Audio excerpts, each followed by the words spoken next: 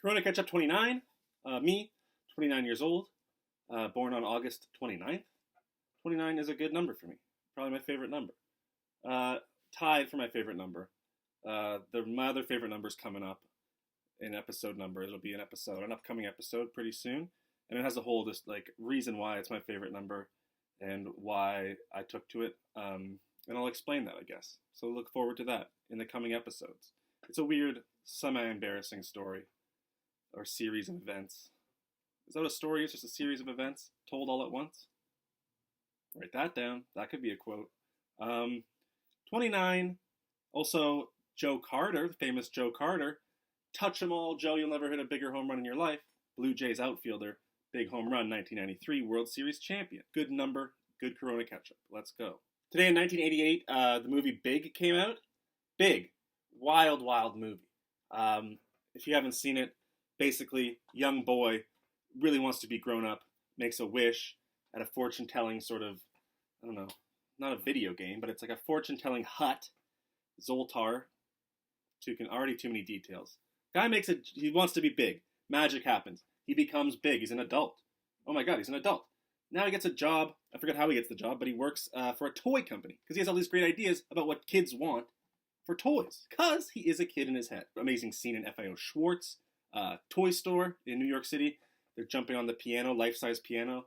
Him and his boss are like bing, bing, bing, playing chopsticks, I believe. I went there, wanted to do the same thing. It was there. The piano was there.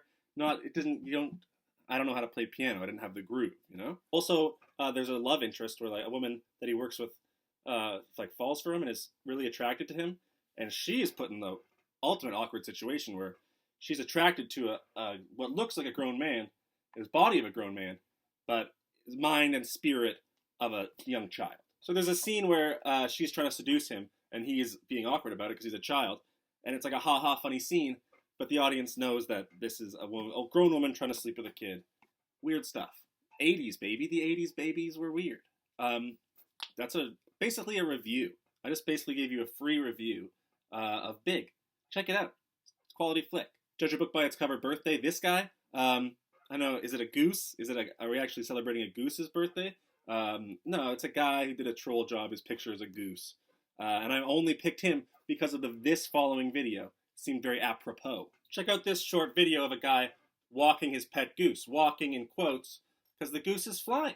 He's got the goose on a leash, and it's like hovering at like a reasonable volume for an owner to like watch over. Obviously, lots of questions.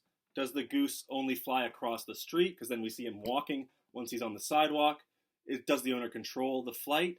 Can he say up? Can he just be like, hey, come on, up? And the goose... How well do they communicate? Does the goose enjoy it? A million questions, but a great video nonetheless. The 4-day work week's getting some buzz in Canada.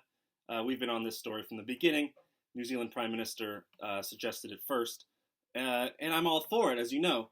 But this is a little different. They're saying it's a viable thing to do as long as we get the same amount of work done in those 4 days. And that's not really what's behind the initiative in my heart. In my heart, that doesn't help us so much.